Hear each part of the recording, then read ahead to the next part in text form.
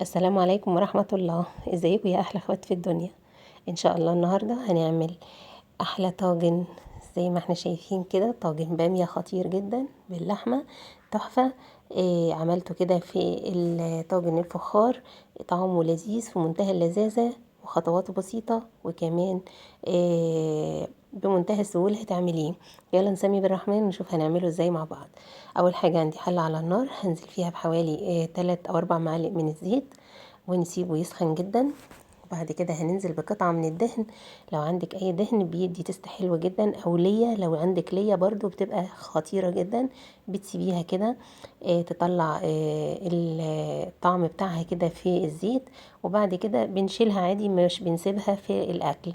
هنزل باللحمة بتاعتي، اعمل لها صدمة على الزيت السخن جدا علشان ما تنزلش ميتها، وتبقى كمان طرية وجوسي، وتفضل محتفظة كده بالعصارة بتاعتها. هقلبها بقى تقليبة كده، كل ما تاخد صدمة من ناحية اقلبها على الناحية التانية لحد ما لونها يتكرمل معايا كده، زي ما احنا شايفين تاخد اللون البراون القمر ده بالشكل ده. هنقلبها كلها على الوش التاني، انا عايزة الشكل ده زي ما احنا شايفين. بقفل المسام بتاعها اللهم بارك كده علشان تدي معايا تست حلو، وتبقى كمان طرية وجوسي من جوه. هتقلبها تقلبتين كده حوالي 5 6 دقايق على النار كده مع الزيت. وبعد كده هخرج قطعة الدهن بعد ما اخدت منها الطعم. خلاص انا مش محتاجاها معايا في الطبخة. طبعا كلنا عارفين ان احنا في موسم البامية، بس انا طبعا هعمل بامية فروزن عندي من السنة اللي فاتت، وهنشوف قد ايه هي خضرة لسه وشكلها حلو، وكمان طعمها جميل جدا. وهنشوف هنفرزها مع بعض ازاي في موسم التفريز ان شاء الله. هنزل بقى بالتوابل بتاعتي، فلفل اسود على اللحمة وهي بتتشوح كده بيديلها تست حلو خالص، وكمان رشه من الهيل البودر. مش هحط هيل حب علشان انا هحط الباميه بعد شويه، فمش عايزه الهيل يضيع كده مع الحب، مع حب الباميه. وبعد كده اللي يجي ياكل تيجي تحت ضرسه واحده هيل يدعي عليا، وانا مش عايزه كده. شيلنا بقى قطعه الدهن زي ما احنا شايفين، مش محتاجينها خلاص. وحطيت كام ورقه كده من اللورة. في الوقت ده انا فرمه بصله متوسطه كده مع قرن فلفل حامي عشان تديني تيست حلو كده سبايسي. وهقلب فيها كده مع اللحمة، طبعا عشان اللحمة تاخد من طعم البصل تبقى جميلة جدا، وكمان البصل يتكرمل معايا كده ويتشوح معايا. انا عايزة البصل بس ياخد لون اشقر حلو كده. وبعد كده هنزل بباقي المكونات. محضرة عندي معلقة كبيرة من الثوم المهروس. البامية طبعا والثوم بيتفقوا جدا مع بعض، البامية بتبقى حلوة جدا بالثوم. لازم ثوم وبصل للبامية، ما ينفعش حاجة من الاتنين. الأكلة يعني اللي لازم البصل والثوم يبقوا الاتنين مجتمعين فيها هي البامية. هنزل معلقة كبيرة زي ما احنا شايفين، وهشوح فيه برضو لحد ما ريحته تطلع، وكمان لونه يبقى اشقر كده. بلاش تطولي على التوم علشان ما يمررش معاكي في الاكله. ما شاء الله شوحت اللحمه حوالي ربع ساعه دلوقتي كده مع التقليب المستمر. كل ده بياخد من تسوية اللحمة طبعا، من وقت التسوية طبعا عشان ما تطولش معايا في الفرن. ما شاء الله اللهم بارك. انا هكتفي كده، البصل والثوم اتحمروا. البامية بتاعتي زي ما احنا شايفين اللهم بارك لسه لونها اخضر ازاي. انزل بيها كده بقى على اللحمة وادي لها تشويحة وتقليبة حلوة كده في الزيت مع اللحمة عشان تتنكه بكل النكهات اللي عندي. اللهم بارك. وفي الوقت ده انا عصره بقى طماطم فريش كده ومصفياها ومتخلصه طبعا من البذره والقشر بتاعها زي ما احنا شايفين اللهم بارك. عندي كده حوالي لتر وشويه من الطماطم، صفيته ونزلت بيه كده على الباميه، وهسيبه بقى يغلوا مع بعض. هسيبهم حوالي نص ساعة على النار كده، ياخدوا غلوتين 3 4 مع بعض كده لحد ما البامية تتشرب من الطماطم. وهبتدي بقى في المرحلة دي، شايفين اللهم بارك، لازم المرحلة دي تتعمل على النار. كل التشويح ده للحمة والبامية. هظبط الملح بتاعي بقى، لان في الوقت اللي جاي ده هحط البامية بتاعتي هغرفها في الطاجن، ومولعة الفرن بتاعي على درجة حرارة 200 عشان يسخن جدا قبل ما ادخل الطاجن.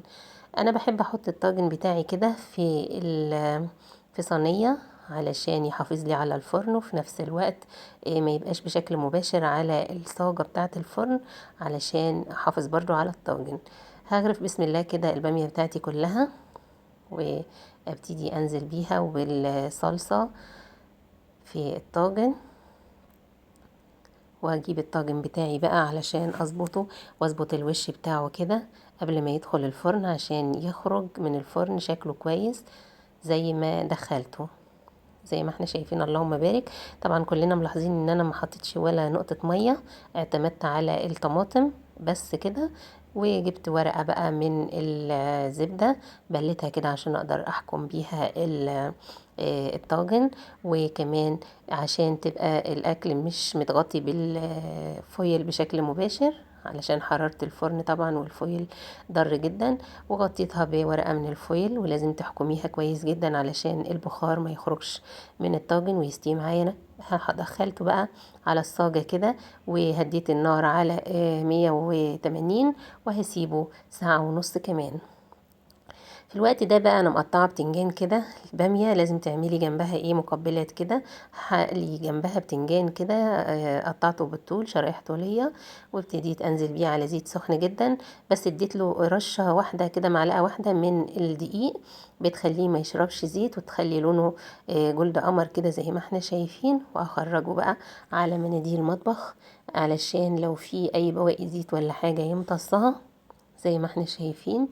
وهبتدي احط بقى باقي الكمية. شايفين الدقيق موجود على ظهر البتنجان، حاجة خفيفة جدا بتعزل بقى ان البتنجانة بتقفل المسام بتاعها كده، وما تخليهاش تشرب زيت، وفي نفس الوقت بتبقى مستوية زي الزبدة. اهم حاجة تنزلي بالبتنجان على زيت سخن قوي، علشان ما يشربش زيت ويتحمر معاكي بسرعة ويبقى زي الفل. خلصت كده البتنجان بتاعي تحمير.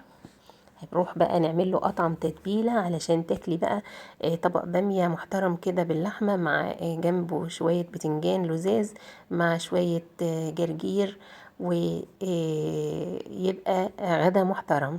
هنعمل التتبيله: معلقه من الثوم، فلفل احمر واخضر سبايسي وبارد، وكمان معلقه صغيره كده من الملح، وكمون وكزبره، ونص فنجان من الخل، وعصرة ليمونة كبيرة. وهبتدي انزل بيهم في الكبة، وافرمهم كده فرمة خشنة.